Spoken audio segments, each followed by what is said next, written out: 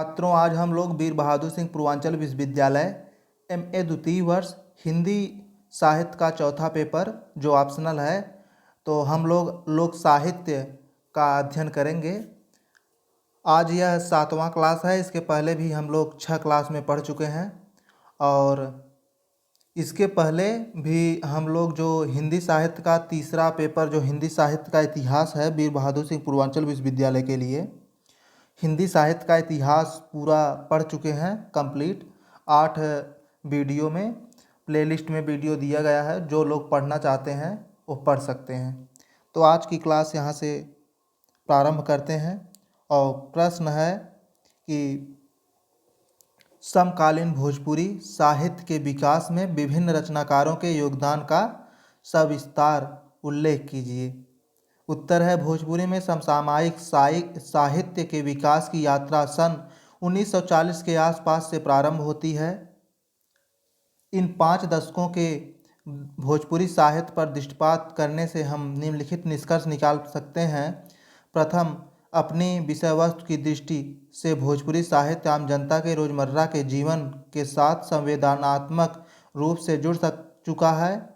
भोजपुरी के समकालीन रचनाकार गांव के ग्राम चेतना और आम आदमी के सुख दुख, अभावों और विसंगतियों के साथ साथ नगर अवबोध से भरपूर मध्यम वर्गीय आदमी के संघर्ष की अभिव्यक्ति में संलग्न है। द्वितीय, भाषिक क्षमता, रचना विधान, शिल्पगत प्रौढ़ता और समृद्ध विधान की बहुआयामिता की दृष्टि से भोजपुरी साहित्य निरंतर आगे बढ़ रहा है। इसके परिणाम स्वरूप ही लोकगीत और लोक गाथा की विरासत पर विकसित होकर गीत, कविता, नई कविता, गजल को पूरा करने के साथ ही खंड काव्य और महाकाव्य तक की यात्रा समकालीन भोजपुरी साहित्य ने पूरी की है। आज भोजपुरी साहित्य 4000 कहानी, लघु कथा और सैकड़ों उपन्यासों की इंद्रधनुषी छटा से संपूरित है। इसके अतिरिक्त भोजपुरी साहित्य संस्मरण, एकांकी नाटक, राग चित्र, सैद्धांतिक और व्यवहारिक निबंध समीक्षा के खजाने से भरा पड़ा है, जो भोजपुरी भाषी जनता के लिए गर्व की बात है। तृतीय, अर्धस्नातक स्तर से स्नातकोत्तर स्तर तक की पढ़ाई की व्यवस्था होने के परिणाम स्वरूप भोजपुरी में सैद्धांतिक, विवेचनात्मक और श्रेष्ठ लेखन एवं प्रकाशन का विकास द्रुत गति से होने की संभावना है, जबकि अभी इसकी गति बहुत धीमी है।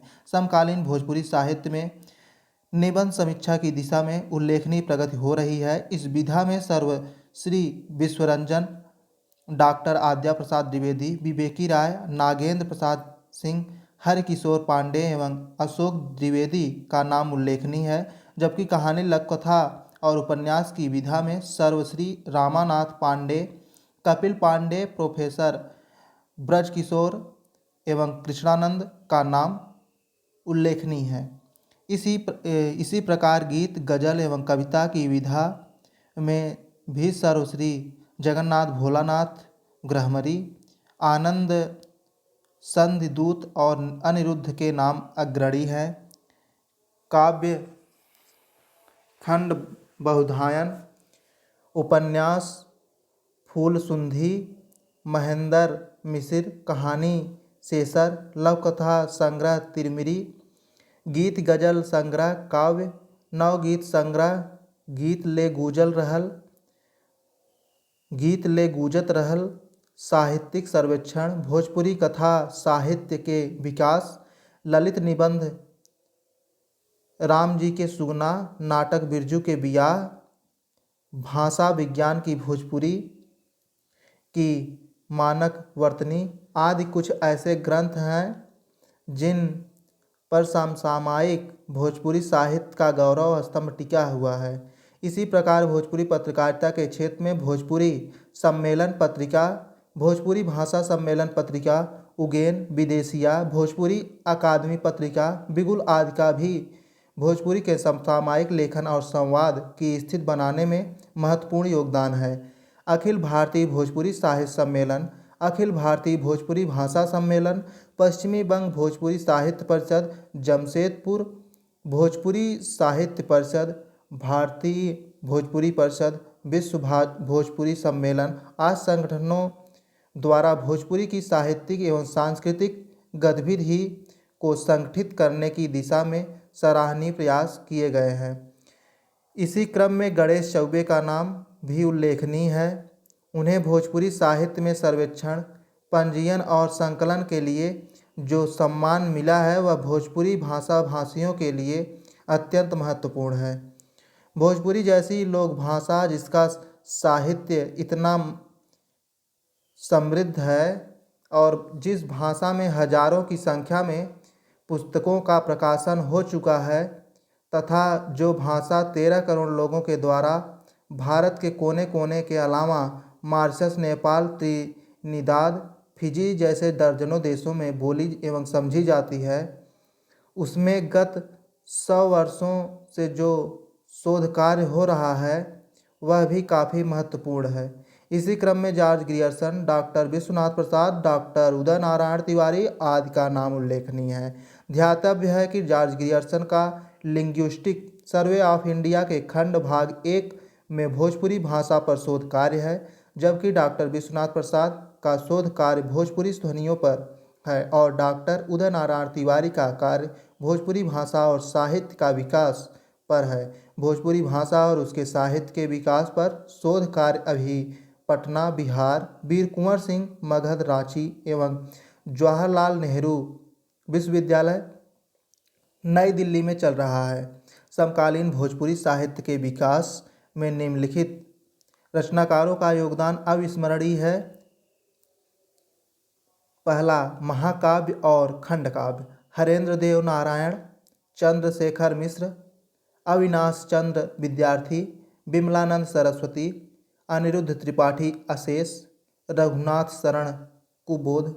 दूसरा है गीतकार, डॉक्टर रामविचार पांडे, अनिरुद्ध जगन्नाथ। तीसरा है कथाकार, पांडे कपिल, राम नगीना सिंह बिकल, रामनाथ पांडे, ब्रज किशोर एवं कृष्णानंद कृष्ण। चौथा है निबंधकार, जितराम पाठक, सत्यदेव नारायण, हरिशंकर वर्मा, महेश्वराचार्य, डॉक्टर विश्वरंजन, नागेंद्र प्रसाद सिंह, अक्षयवर दीक्षित। पांचवा है एकांकी एवं नाटककार, भिखारी ठाकुर, राहुल सांस्कृत्यायन, श्रीनिवास मिश्र, जगदीश सहाय असीम, महेंद्र प्रसाद सिंह, सीताराम चंद्र शरण। छठवां है समीक्षक, डॉक्टर विश्वरंजन, डॉक्टर अशोक द्विवेदी, नागेंद्र प्रसाद सिंह जगन्नाथ। सातवां है शोध कार्य, doctor Krishnadev Upadhyay, Acharya Vishwanath Singh, George Grierson, doctor Uday Narayan Tiwari, Durga Shankar Prasad Singh नाथ।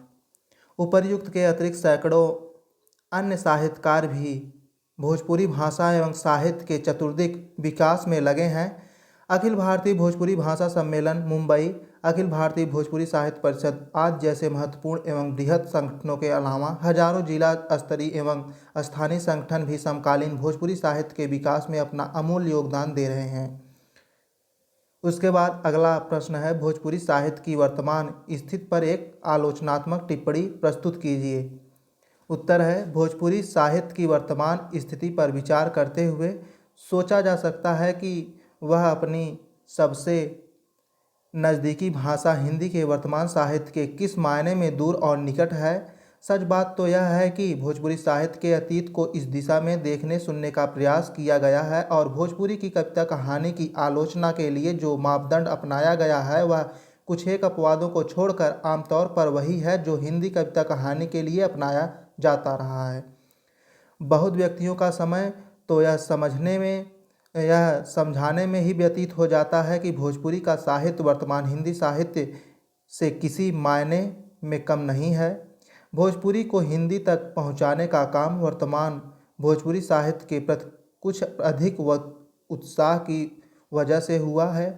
वर्तमान पढ़े लिखे लोगों के लगाव की वजह से भोजपुरी साहित्य विश्व पटल पर अपना स्थान बना पाया। आज भोजपुरी के रचनाकार और आलोचक मन ही मन इस चुनौती को महसूस कर रहे हैं। वैसे यह भोजपुरी की स्वस्थ साहित्यिक परंपरा के लिए ठीक ही है, फिर भी कुछ बातों को ध्यान में रखना आवश्यक है। पहली बात तो यह कि चुनौती का मतलब उतावलापन नहीं होना चाहिए। दूसरा यह कि हिंदी साहित्य में प्रवृत्तियों की जो भीड़ दिखाई देती है या उनमें जो पल पल पर बदलाव होता रहता है, वह हिंदी जनता की भाषा नहीं है, वह किसी जाति संस्कार की भाषा नहीं है, वह गांव, घर, गली, घाट, खलियान की भाषा नहीं है। वह शहर, समाज, सड़क, कल कारखानों की भाषा है, जहां सामाजिक जीवन में कोई परिवर्तन बहुत जल्दी नहीं दिखाई देता है। इस तरह का परिवर्तन भारतीय समाज के भीतर धीरे धीरे पहुंच पाता है, जिसका समय तो मध्य में ही खत्म हो जाता है, यानी सामाजिक परिवर्तन बहुत बाद में हो पाता है, वह भी विकृत रूप में।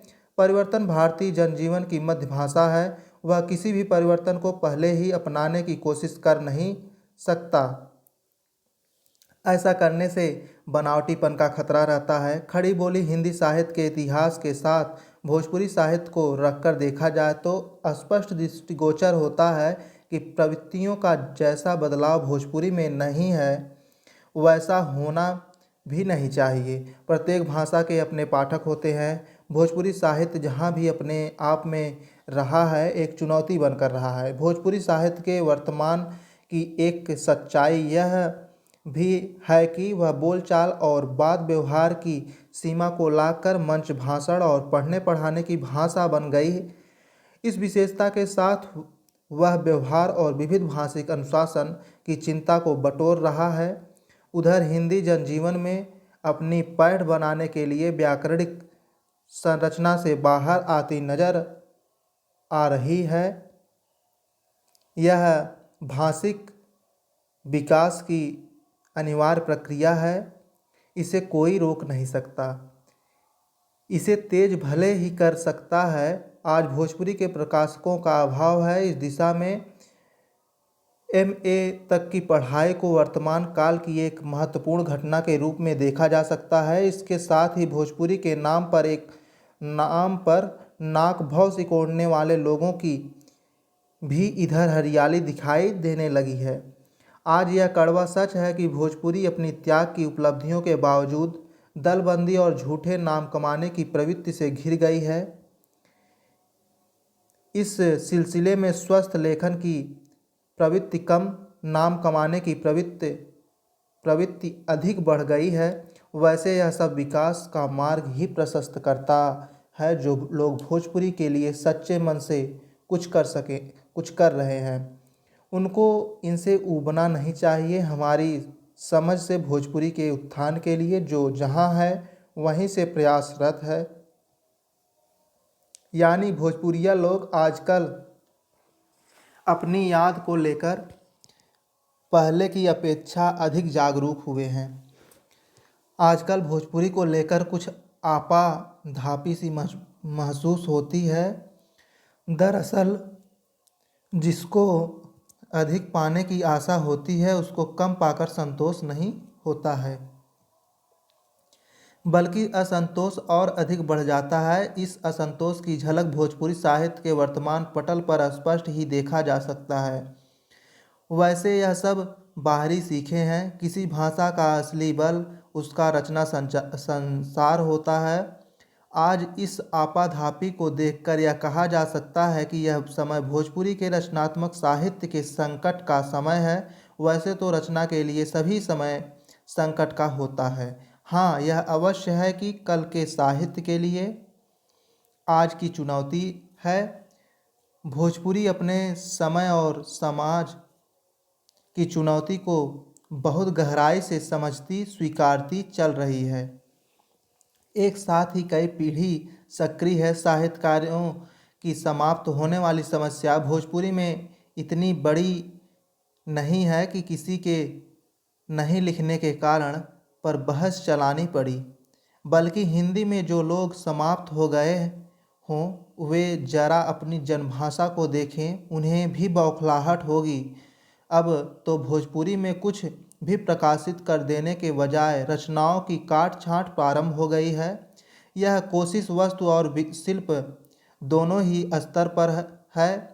यही नहीं, पुस्तक पत्रिका के डिजाइन और लेआउट तक यह दृष्टिगत होता है। गजल और सानेट तो चल ही रहा था, हाइकुओं को धड़ल्ले से लिखा जा रहा था। सम्मेलन पत्रिका का हाइकू विशेषांक देखा जा सकता है।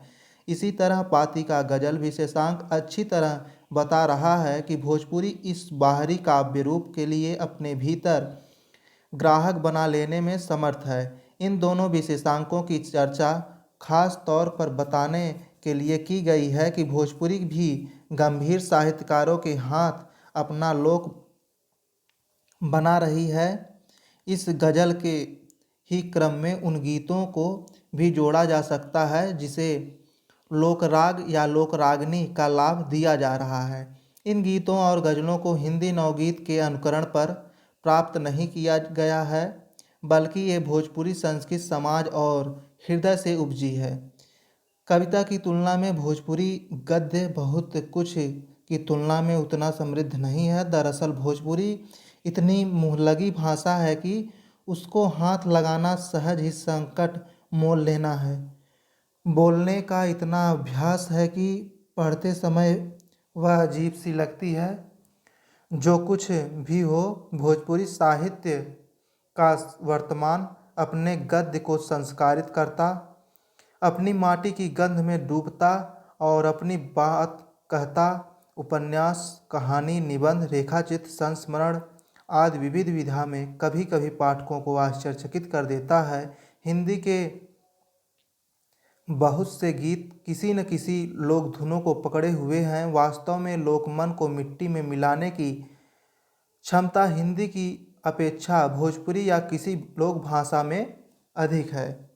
काश्यप जी ने लोहा सिंह के माध्यम से भोजपुरी के ऐसे प्रयोग को हास्यास्पद रूप प्रदान किया, उसे बिहार के वर्तमान राजनीतिक सिंहासन की तरफ से पर्याप्त हास्यास्पद बनाकर पूरे देश में प्रचारित कर दिया गया। यह भोजपुरी के वर्तमान से जुड़ा एक सत्य है। वैसे इस रूप में भोजपुरी का एक नया बोली रूप विकसित हो रहा है जिसे इनकार नहीं किया जा सकता। भोजपुरी का जमीनी जनांदोलन से जुड़ा एक लंबा इतिहास है। जन संघर्ष में गंवाई गरीब लोगों से कदम मिलाकर चलने वाले गीतों की एक बड़ी दुनिया है भोजपुरी के पास। इसे केवल खोखली नारेबाजी करके नकारा नहीं जा सकता। उसमें केवल लाठी और गोली की ही बतकही नहीं है, बल्कि सहज सरल ढंग से कही गई, गाई गई बात भी है जो दिल दिमाग दोनों को झकझोर कर रख देती है। इसी तरह से तिलक, ब्याह आदि के अवसर पर स्त्री और लड़कियों द्वारा जो नए ढंग और नए तर्ज के गीत बनाए जा रहे हैं, उनमें भी कभी कभी वह बात बन जाती है जो गंभीर से गंभीर रचनाकारों से भी नहीं बनती। भोजपुरी साहित्य के साथ जो नया जुड़ रहा है, विशेष रूप से स्त्री पक्ष से, वह लायक तो है ही। भोजपुरी संस्कृत का जो प्रतिरोधी तेवर है, वह भोजपुरी साहित्य की एक प्रमुख प्रवृत्ति है और आगे भी रहेगी, ऐसा प्रतीत होता है। प्रश्न है, भोजपुरी संस्कार गीतों का संक्षिप्त वर्णन कीजिए। भोजपुरी उत्तर है, डॉक्टर कृष्णदेव उपाध्याय ने भोजपुरी लोकगीतों को क संस्कार संबंधी गीत, ख ऋतु संबंधी गीत, ग त्योहार एवं व्रत संबंधी गीत, घ जात संबंधी गीत, अंग श्रम संबंधी गीत, च देवी देवताओं के गीत, छ विविध गीत 7 श्रेणियों में विभाजित किया है। उसके बाद संस्कार संबंधी गीत। भारतीय समाज धर्म से ओतप्रोत है, इसलिए भारतीय हिंदू को जन्म से लेकर मृत्यु पर्यंत नाना प्रकार से संस्कार करने पड़ते हैं। हमारे धर्मशास्त्रियों ने 16 संस्कारों का विधान किया है। जन्म से पहले भी पुंसवन आज संस्कारों का वर्णन हमारे प्राचीन ग्रंथों में मिलता है, परंतु आधुनिक युग में इन संस्कारों का कभी प्रचलन नहीं है। धर्मशास्त्रों में वर्णित 16 संस्कारों में कुछ महत्वपूर्ण संस्कार इस प्रकार है। पहला पुत्र जन्म संस्कार, दूसरा मुंडन संस्कार, तीसरा यज्ञोपवीत संस्कार, चौथा विवाह संस्कार, पांचवा गौना संस्कार और छठवां मृत्यु संस्कार। इन सभी अवसरों पर मृत्यु के अतिरिक्त स्त्रियां मधुर स्वरों में संस्कार संबंधी गीत गाती हैं। कहीं कहीं मृत्यु संस्कार पर भी शोक गीत गाए जाते हैं। पहला है पुत्र जन्म संस्कार, सोहर।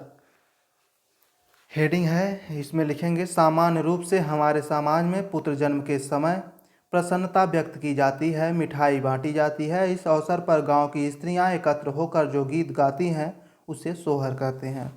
सोहर गाने वाली स्त्रियों को सामर्थ्य के अनुसार मिठाई पान आदि खिलाने की प्रथा है। आधी रात गैले पहर राती होरिया जन्म लेते हो, बाजे लगल आनंद बधावा, महल उठे सोहर हो, सासू जी कहेली बहुआ, ननद गाल चुमेली हो, अरे लल्ला जेकर बारी बिहउआ, से हो दुलारे लाहो, जहूँ में घरे ननुआ जन्मिहन, त सोनवा लुटायब हो, धगड़िन जहूँ घरे लक्ष्मी जन्मिहन, अवध रंग चूनर हो। सोहर लगातार 12 दिन तक गाया जाता है। संपन्न हो या विपन्न, पुत्र जन्म के अवसर पर सभी के मन में उल्लास रहता है। दूसरा है मुंडन संस्कार के गीत। जन्म के पश्चात पहली बार जब बच्चे का मुंडन किया जाता है तब उसे मुंडन संस्कार कहते हैं। कुछ लोग देव स्थानों पर जाकर इस संस्कार को संपन्न कराते हैं। प्रायः लोग मनौती माने रहते हैं। ज़्यादातर लोग विंध्याचल जाकर मुंडन संस्कार कराते हैं। यदि गांव पर ही यह संस्कार संपन्न कराना होता है तो किसी नदी या सरोवर के किनारे बच्चे के जन्म के बाद पहले या तीसरे या 5वें या 7वें वर्ष में यह संस्कार संपन्न कराया जाता है। इस अवसर पर स्त्रियां जो गीत गाती हैं उसे मुंडन संस्कार गीत कहते हैं। सब केहू सूते गंगा कोठवा से कोठरिया, ए राउर सेवका सूते बलुआ रे तवा, ए राउर सूते बलुआ रे तवा, राउर सेवका सब केहूँ ओढ़े गंगा सलवा, दो सलवा ए राउर सेवका ओढ़े तोहर जलवा, ए गंगा राउर सेवका, दाढ़ी के जन्मल कवन फुआ, फुआ झालर परोछऊ हो, आज हमार मुंडन नेग रौरा मांगहु हो। उसके बाद तीसरा है यज्ञोपवीत जनेऊ संस्कार के गीत। हिंदू समाज में जनेऊ संस्कार अत्यंत महत्वपूर्ण माना जाता है। वैसे तो ब्राह्मण, क्षत्रिय और वैश्य में यह संस्कार प्रचलित है, परंतु ब्राह्मणों और क्षत्रियों में यह संस्कार विशेष रूप से संपन्न किया जाता है। इसे उपनयन संस्कार भी कहते हैं। प्राचीन परंपरा के अनुसार यज्ञोपवीत संस्कार के पश्चात बालक गुरु के पास जाता है, परंतु समयानुसार यह प्रक्रिया केवल नाटकीय ढंग से संपन्न की जाती है। जौना बने सीकियो न होलसु, बधवा न गुजरेला, तौना बने चलेला कवन बरुआ, काटेला परास डंडा, खोजेला मिरिग छाल, आज मोर जनेव हवना हो। उसके बाद चौथा है विवाह संस्कार के गीत। संपूर्ण मानव जात में विवाह संस्कार अत्यंत महत्वपूर्ण माना जाता है, क्योंकि इस संस्कार के संपन्न होने पर जीवन साथी की प्राप्ति होती है। अतः इस अवसर पर नाना प्रकार के आयोजन होते हैं। भोजपुरी समाज में विवाह के विभिन्न रूप प्राप्त होते हैं, जिनका वर्णन भोजपुरी लोक साहित्य में मिलता है। इसी प्रकार विभिन्न प्रांतों अंचलों में विवाह के समय गाए जाने वाले गीत प्राप्त होते हैं। विवाह एक धार्मिक संस्कार माना जाता है। कन्यादान एक पुनीत कर्म माना जाता है। अन्नदान के दान न कही, सोना दान जगदीश जी, कन्यादान उतिम बड़ बाबा, जाहूँ मन राखऊँ ज्ञान जी। भोजपुरी लोक जीवन में विवाह के निम्नलिखित प्रकार मिलते हैं। चढ़ के विवाह, ढोला के कढ़वा, गोलावट, झम्पोछिया, बेटी बेंचल, स्वयंवर, इनमें चढ़ के विवाह के अतिरिक्त अन्य सभी लाचारी और विवशता की स्थिति में किए जाते हैं।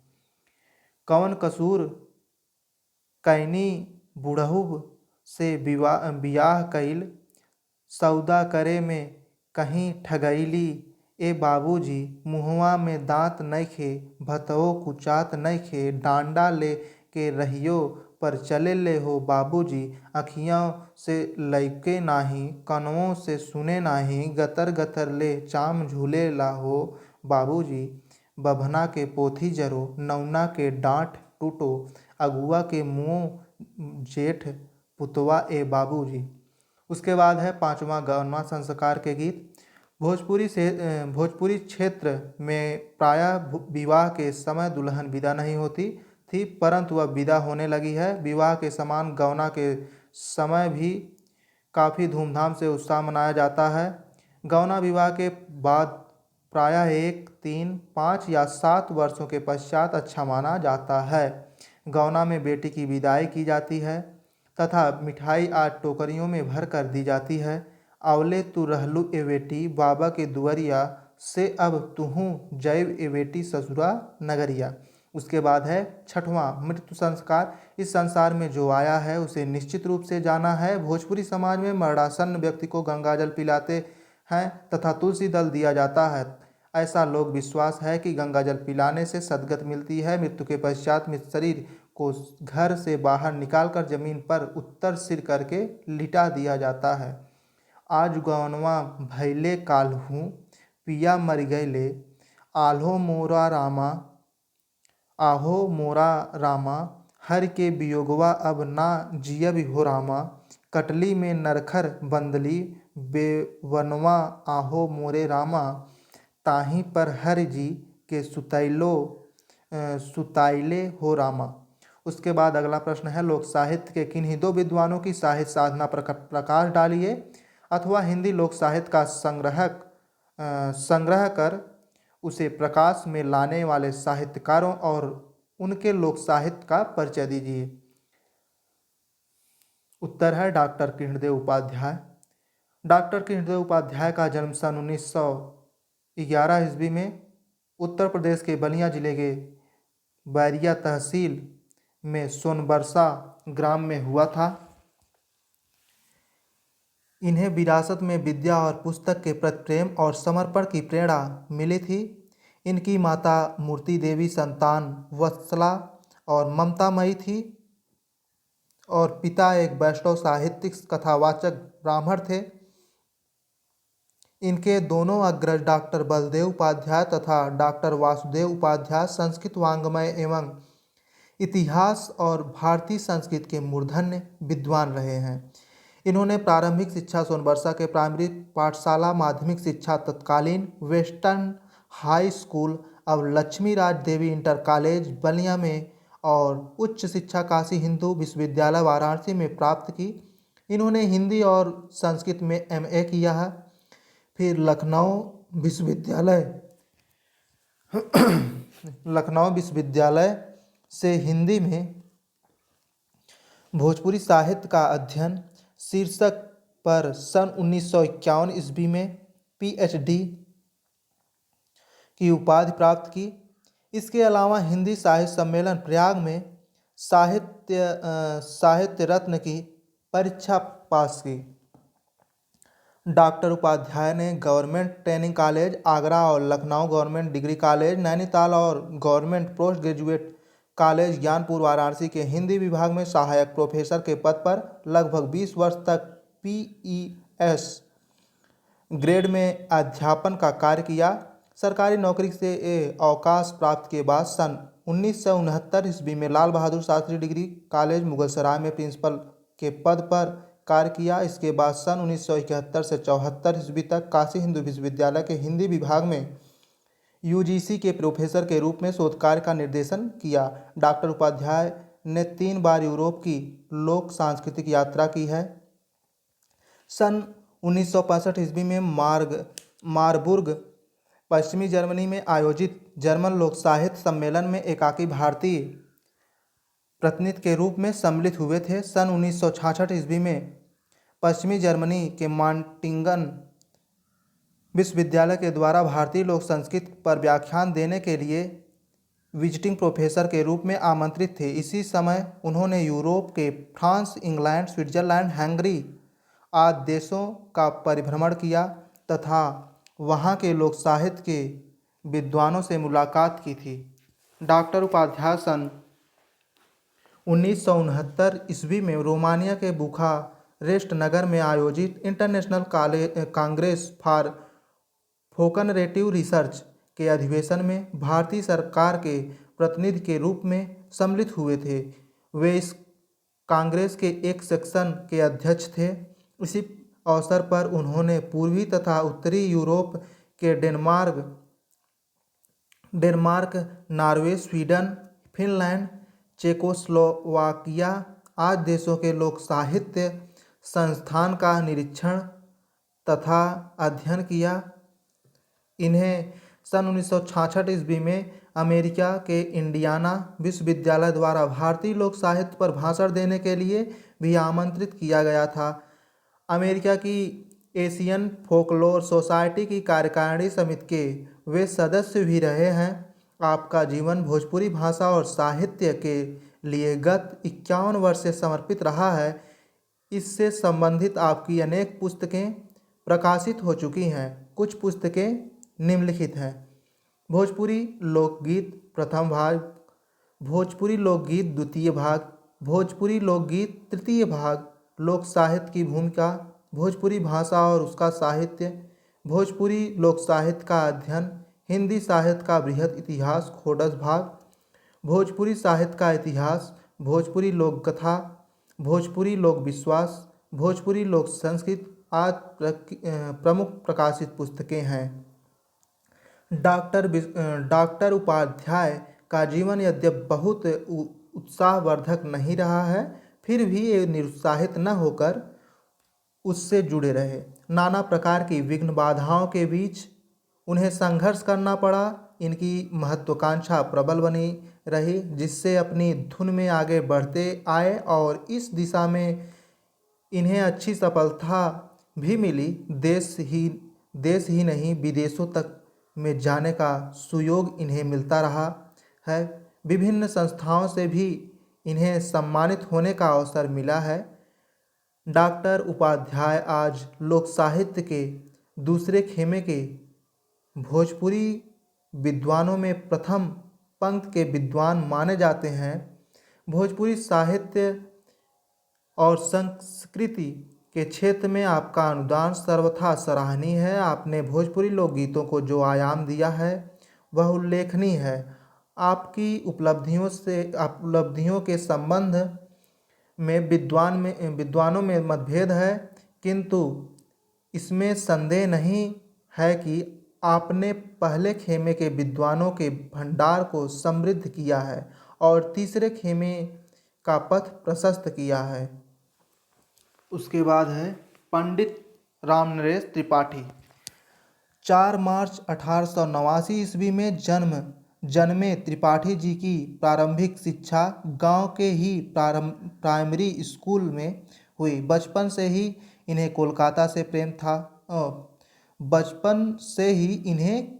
से प्रेम था।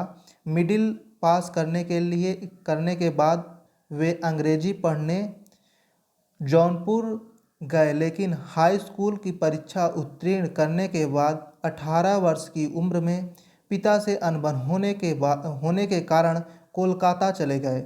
वहाँ भी वे अधिक समय नहीं रहे। इन्हें वंक संग्रहणी रोग हो गया। अर्धमृता अवस्था में एक सज्जन की सलाह मानकर और उन्हीं से परिचय पत्र लेकर वे स्वास्थ्य सुधार के लिए जयपुर राज्य के सीकर ठिकाना स्थित फतेहपुर ग्राम में सेठ राम बल्लभ नेवटिया के पास चले गए। इसे भी विधाता का विधान ही कहना चाहिए। फतेहपुर में वे शीघ्र ही मट्ठा और स्वास्थ्यप्रद जलवायु के सेवन से स्वस्थ हो गए। उनकी साहित्य साधना का शुभारंभ यहीं से हुआ। उन्हीं दिनों उनके लिखे कई छोटे छोटे बालापयोगी काव्य संग्रह, सामाजिक उपन्यास और हिंदी महाभारत आज प्रकाशित हुए। सन 1915 ईस्वी में पंडित जी प्रयाग आ गए। बहुत थोड़ी सी पूंजी से उन्होंने प्रकाशन का कार्य प्रारंभ किया। वे साहित्य के अनेक पथों पर चलने वाले पहले और अकेले पथिक हैं। इस महान व्यक्तित्व के धनी पंडित राम नरेश त्रिपाठी को जीते जी तो कोई राजकीय सम्मान नहीं मिला, लेकिन उससे भी कहीं अधिक गौरवप्रद यश तो प्राप्त हुआ ही है। 26 जनवरी 1962 को उनके कर्म क्षेत्र प्रयाग में उनकी जीवन यात्रा महायात्रा में परिवर्तित हो गई। जिस प्रकार इनका व्यक्तित्व विलक्षण था, उसी प्रकार इनका रचना संसार भी विचित्र है।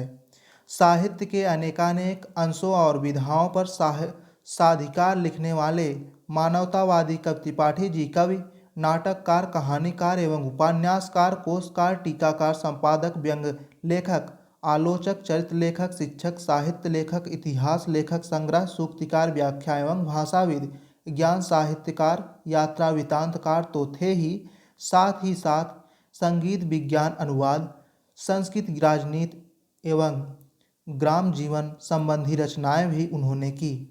कविता के क्षेत्र में सफल रहे ही राजनैतिक, सामाजिक, आर्थिक, सांस्कृतिक एवं साहित्यिक दृष्टि से भी उनकी रचनाओं का बड़ा महत्व है। बाल साहित्य के वाल्मीकि त्रिपाठी जी ने राष्ट्र की अनेक भाषाओं मराठी, राजस्थानी, गुजराती, बांग्ला आदि में रचनाएं की।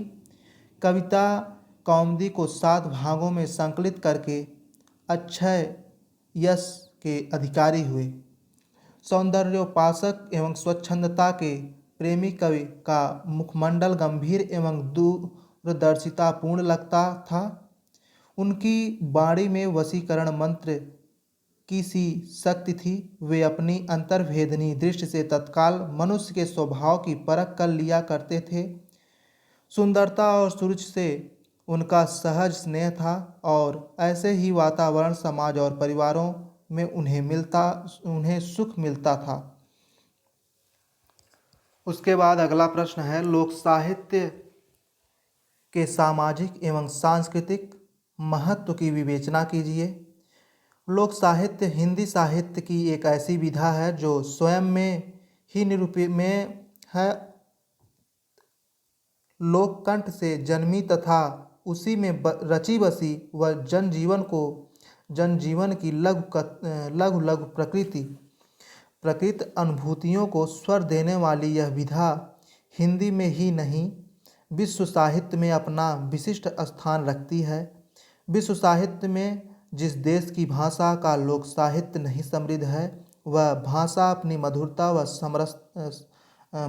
व सरसता का दावा नहीं कर सकती।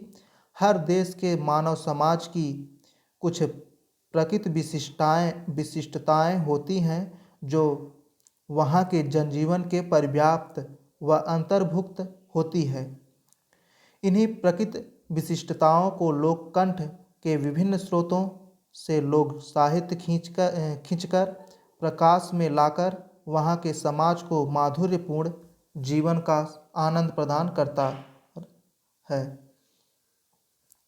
हिंदी साहित्य इस दृष्टि से एक समृद्ध साहित्य कहा जा सकता है। इतना बहुभाषी और इतना विशाल देश अपने लोक जीवन की संपदा को विभिन्न भाषाओं के क्रोड में किसी न किसी रूप, किसी न किसी तरह बचाए हुए हैं। कालक्रम से इन भाषाओं की मानवीय संवेदनाओं के अजस्त्र गायक कवि अपनी अपनी लोक भाषाओं में लोक साहित्य की सृष्टि करते रहे हैं।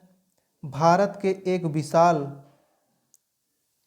क्षेत्र में हिंदी भाषा का पठन पाठन ही नहीं होता, वह जनजीवन में व्यवहृत भाषा के रूप में जानी जाती है। जहाँ साहित्यिक स्तर पर उसने उसे बहुविध समृद्ध किया है, वहीं अपनी विविध विधाओं को भी सशक्त एवं प्राणवान बनाया है। हिंदी साहित्य में लोक साहित्य अब एक सशक्त विधा के रूप में स्थापित हो चुका है।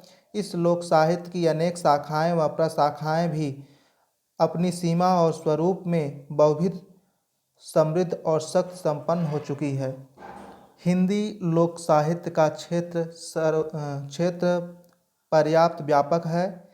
उसने अपनी समृद्धि के साथ उसका व्यापक विस्तार भी किया है। हमारा यह देश बहुभाषा भाषी ही नहीं है, बल्कि प्रत्येक भाषा के नाना क्षेत्र के लोक जीवन से विभिन्न रसस्रोतों को खींचकर अनेक रूपों में उसने लोक साहित्य की सृष्टि की है, जिसमें उन क्षेत्रों की संस्कृति तो साकार हुई ही है, वहाँ की सामाजिकता का सविस्तार प्रकाशन भी हुआ है। लोक साहित्य में हमारे विविध क्षेत्रीय सामाजिक जीवन व सांस्कृतिक बहुव्यापी ज्ञान संपदा की झलक मिलती है। भारत गांव का देश है, वह यह कपोल कल्पना मात्र नहीं है, अपितु इस वाक्य में भारत की अस्मिता सुरक्षित है। इस अस्मिता का सबसे सबल संवाहक यहाँ की विभिन्न क्षेत्रीय भाषाओं में रचा गया लोक साहित्य है। पूरे भारत देश के विभिन्न प्रांतों में जितनी भाषाएं बोली जाती हैं, उन सब में लोक साहित्य की रचना वहाँ की स्थानीय मधुरता के साथ अभिव्यंजित हुई है। प्रत्येक प्रांत का लोक साहित्य वहाँ के जीवन के अंतः प्रदेश का मधुमय रसस्रावी स्रोत है। जिस देश के साहित्य में लोक साहित्य की समृद्ध परंपरा नहीं है, उस देश का साहित्य नीरस और माधुर्य विहीन ही कहा जाएगा। इतने बड़े भारतवर्ष में हिंदी भाषा का क्षेत्र विस्तार पर्याप्त व्यापक है। इस भाषा के क्षेत्र में विभिन्न प्रांतों की स्थानीय बोलियों में लोक साहित्य की रचना हुई है, जो स्वयं में पर्याप्त समृद्ध और शक्तिशाली है।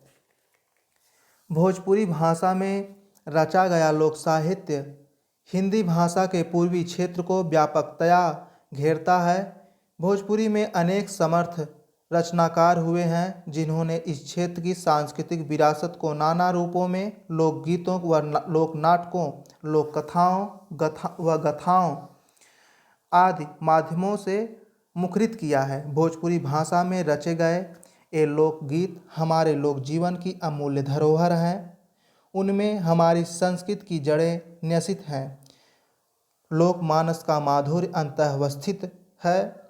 जिन रचनाकारों ने इसे समृद्ध बनाने में अपना अपूर्व योगदान दिया है, उनकी जितनी भी प्रशंसा की जाए वह थोड़ी ही होगी। हिंदी लोक साहित्य को समृद्ध करने में पंडित रामनरेश त्रिपाठी की भूमिका सदा अविस्मरणीय रहेगी। इनके साथ ही देवेंद्र सत्यार्थी तथा अन्य रचनाकारों के प्रदेय को भी कम नहीं आंका जा सकता। लोक साहित्य का संग्रह इतना कठिन और श्रम साध्य कार्य था, जो सामान्य अध्येता के बस का नहीं था। उसमें जिस समर्पण, श्रम साध्यता व कृतित्व कौशल की आवश्यकता थी, उस पर अपना सर्वस्व दांव पर लगाकर ही कोई रचनाकार कर सकता था।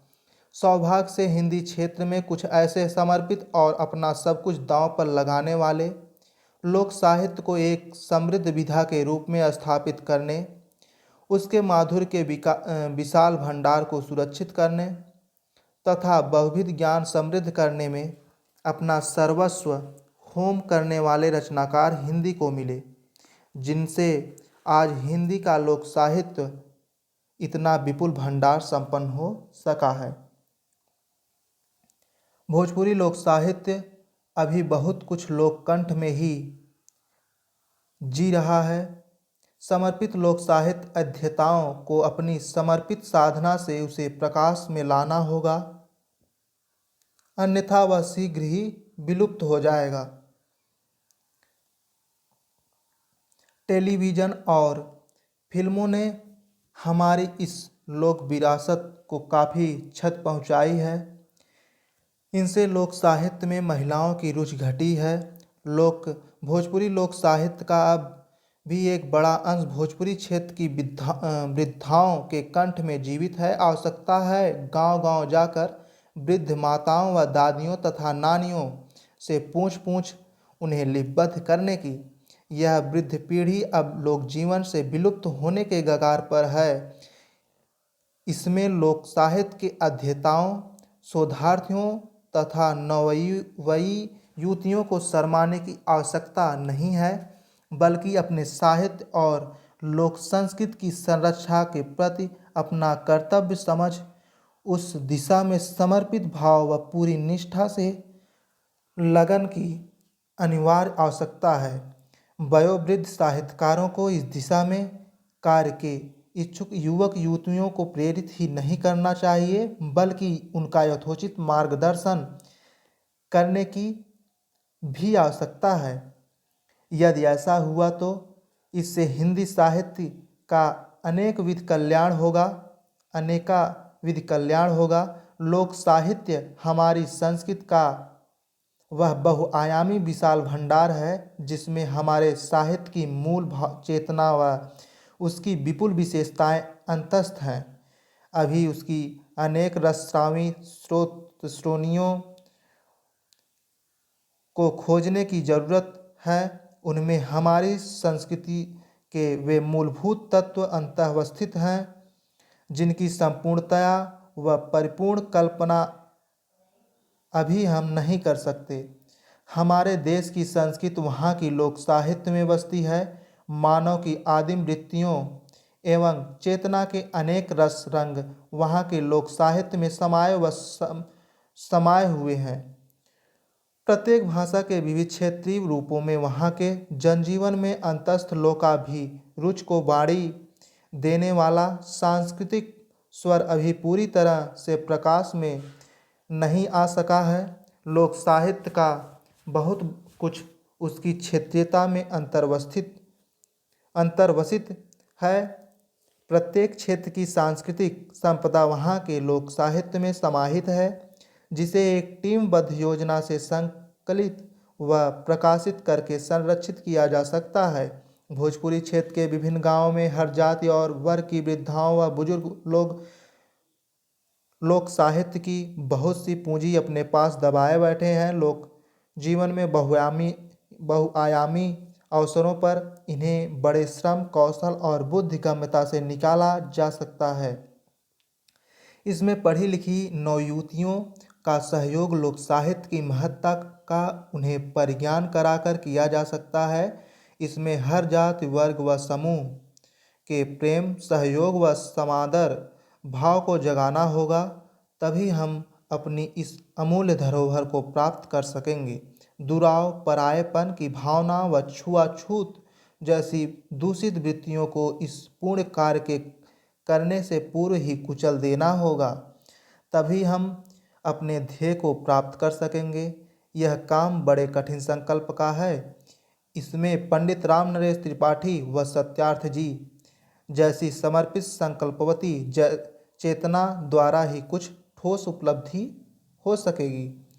यदि हमारा लोक साहित्य देश के विभिन्न भाषा क्षेत्रों में लोककंठ में ही मर गया, तो यह हिंदी साहित्य की इतनी बड़ी अपूरणीय क्षति होगी जिसकी कल्पना भी नहीं की जा सकती। इसमें विभिन्न क्षेत्रीय सुगठित साहित्यिक संस्थाओं के साथ विभिन्न विश्वविद्यालयों के भाषा विभागों व उसके विद्वान आचार्यों एवं उत्कंठित युवा शोधार्थियों को प्रेम भाव से उन्हें विषय की महत्ता का परिज्ञान कराकर उनका सहयोग लेने की आवश्यकता है। इसके लिए गांव-गांव व अरण्यवासी आदिम जनजातियों के बीच भी जाना होगा। उन्हें आर्थिक सहायता देनी होगी तथा उनकी ऐसी मनोवृत्तियों को अपने प्रयोजन की ओर मोड़ना होगा। उनकी लोक भाषा की कठिनाई भी आड़े आएगी, जिसका समाधान निकालना होगा। इस कार्य में विभिन्न अध्ययन संसाधनों व वैज्ञानिक उपकरणों का सहयोग भी प्राप्त करना होगा।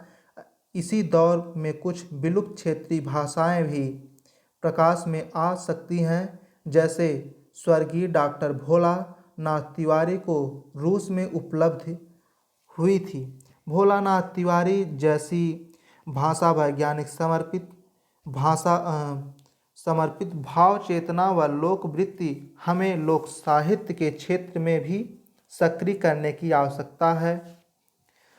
शोध कार्य साहित्य सेवा की अंतश्चेतना विलासी वृत्तिमूलक जीवन की एकदम विरोधी है। कार्यकर्ताओं को प्रथम स्तर पर तो इनसे ही लड़ना होगा और अपनी संकल्पना तथा आत्मबल को नई ऊर्जा से संपन्न करना होगा। यह यह कार्य कितना कठिन, श्रम साध्य व भाव समर्पित वृत्ति प्रेरित है कि उसे शाब्दिक स्वर नहीं दिया जा सकता। प्रभु करें हमारे देश के युवा रचनाकारों में ऐसी अमर व शक्तिमती चेतना जागे और वयोवृद्ध साहित्यकारों की निर्मल भावना देश हितकारी तथा साहित्यिक दायित्व की बोध वृत्ति जागरूक हो। हमारे देश का लोक साहित्य हमारे भारतीय समाज व संस्कृति का बहुत बड़ा संरक्षक, नानाविध ज्ञान प्रेरक व प्राचीन भाव संपदा का प्रकाशक है। इसकी सुरक्षा व संरक्षा हमें पूर्ण रूप से करनी चाहिए। उसके बाद अगला प्रश्न है, भोजपुरी साहित्य में राष्ट्रीय चेतना पर प्रकाश डालिए। उत्तर है, राष्ट्रीय चेतना के संबंध में भोजपुरी क्षेत्रों की मानसिकता देश के अन्य भागों में से सर्वथा भिन्न रही है। इसका मुख्य कारण अत्यंत प्राचीन काल में ही इस क्षेत्र में छोटे बड़े अनेक गणतंत्रों की स्थापना का होना है। राजतंत्र द्वारा प्रत्यक्ष रूप से शासित होने की अपेक्षा गणतंत्रीय व्यवस्था में भोजपुरियों को लगभग 2500 वर्ष पूर्व से ही शासन में भागीदारी के महत्व का पता चल चुका था, जिसके परिणाम स्वरूप भोजपुरी मानसिकता कभी भी पराधीन होकर रहने की अभ्यस्त नहीं रही। इसी कारण जब कभी भी गुलामी से मुक्त होने का अवसर भोजपुरी क्षेत्र के रणबांकुरों को प्राप्त हुआ तो उन्होंने उसका सदा ही भरपूर उपयोग करने का प्रयास किया है। इसके उदाहरण शेरशाह सूरी, कुंवर सिंह तथा गांधी जी आदि के नेतृत्व में लड़े जा रहे स्वतंत्रता संग्राम की लंबी अवधि में देश की स्वाधीनता के प्रति समर्पित भोजपुरी नेताओं की अटूट श्रृंखला में हमें देखने को मिलते हैं। परंतु भोजपुरी क्षेत्र में राष्ट्रीय चेतना संबंधी जो लोकगीत रचे गए वे 1917 ईस्वी एवं उसके बाद के हैं। इसका मुख्य कारण यह है कि यही अवधि गांधी जी के उत्कर्ष एवं देश के अगुवा के रूप में भारतीय राजनीति में स्थापित होने की थी। राष्ट्रीय चेतना संबंधी गीत पारंपरिक लोकगीतों से थोड़ा भिन्न है। एक ओर जहां पारंपरिक गीतों के रचनाकारों का कुछ अता पता नहीं है, वहीं दूसरी ओर राष्ट्रीय चेतना के गीतों के रचनाकारों का नाम सर्वविदित है।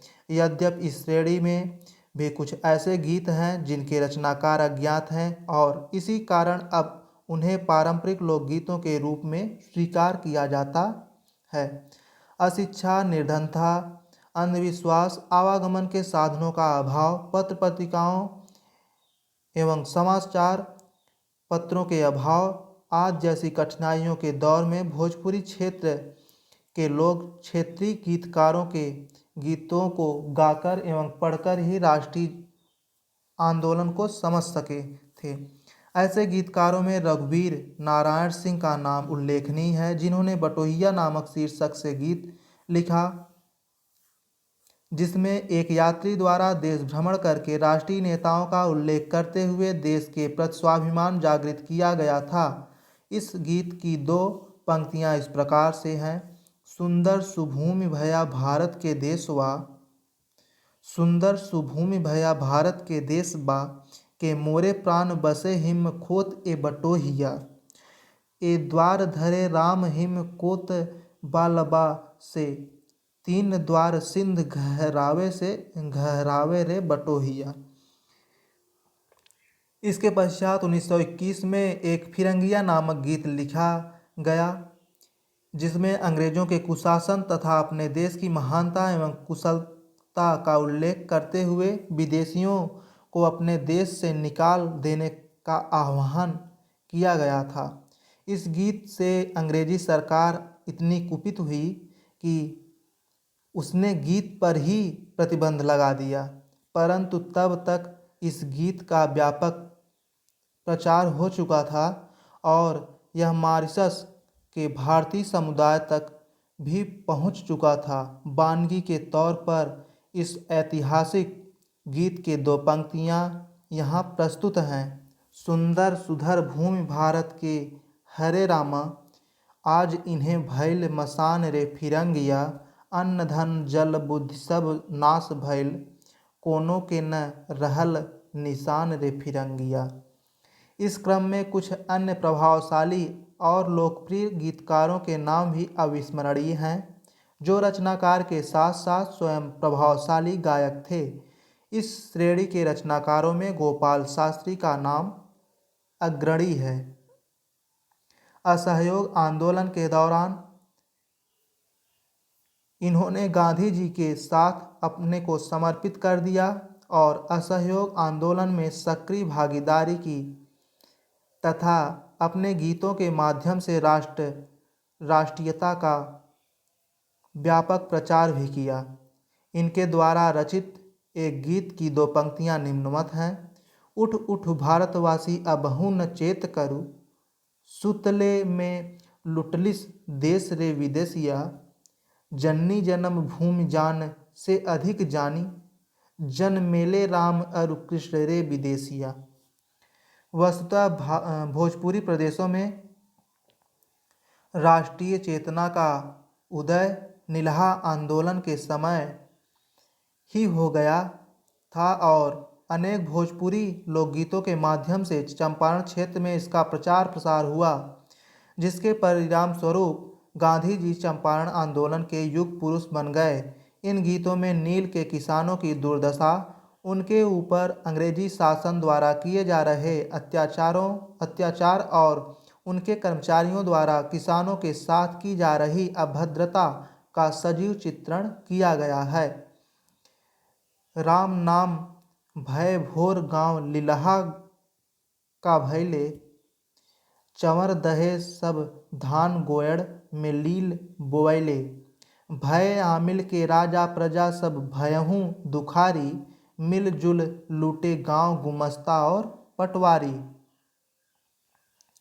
गांधी जी द्वारा नमक आंदोलन से पूर्व चरखा आंदोलन चलाया गया था, जिसकी अंतर्भूत भावना लोगों को स्वरोजगार के माध्यम से अपने लिए वस्त्राद के मामलों में स्वावलंबी बनाना था। इस आंदोलन का भी चित्रण भोजपुरी लोकगीतों में किया गया है। कुछ गीतों में विदेशी वस्त्रों की होली जलाए जाने का भी वर्णन मिलता है, जिसे राष्ट्रीय चेतना का एक सशक्त उदाहरण माना जा सकता है, क्योंकि विदेशी वस्त्रों का बहिष्कार और स्वदेशी का प्रयोग ही हमारी राष्ट्रीय चेतना का मूलभूत आधार रहा है। इस संदर्भ में एक गीत की दो पंक्तियां निम्नवत हैं कि अरे लाला देख लो विदेशिया कपड़ा के होली लरर उठत आसमान, कि अरे लाला 10-5 गज के कौन बत कही, जर गैले थान के थान। गांव-गांव में राष्ट्रीय आंदोलन का प्रसार नमक आंदोलन के दौरान हुआ, जब लोगों को नमक कानून का विरोध करने तथा अपने उपयोग के लिए स्वयं नमक बनाने को कहा गया।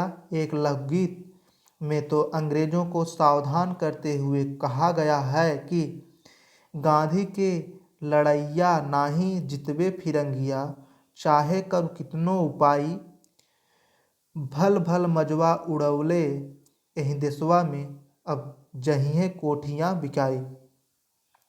राष्ट्रीय चेतना की विकास में भोजपुरी क्षेत्रों में लोकगीतों का महत्वपूर्ण स्थान रहा है, क्योंकि ये लोकगीत राष्ट्रीय स्थानीय बोली में होते थे तथा शिष्ट साहित्य के आडंबर से पूर्णतया मुक्त होते थे, जिसके कारण पुरुष, बच्चे तथा महिलाएं सभी आसानी से उसे समझ जाते थे।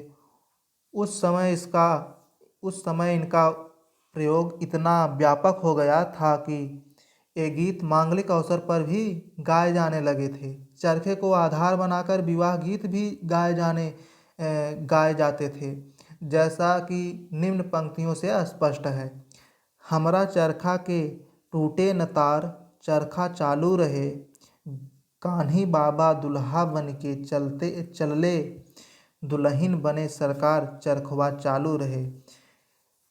इस प्रकार स्पष्ट है कि भोजपुरी लोकगीतों ने राष्ट्रीय चेतना के प्रसार में महत्वपूर्ण भूमिका का निर्वहन किया है। इस प्रकार यह पूरा जो लोक साहित्य था 8 वीडियो में पूरा कंप्लीट हो चुका है। धन्यवाद।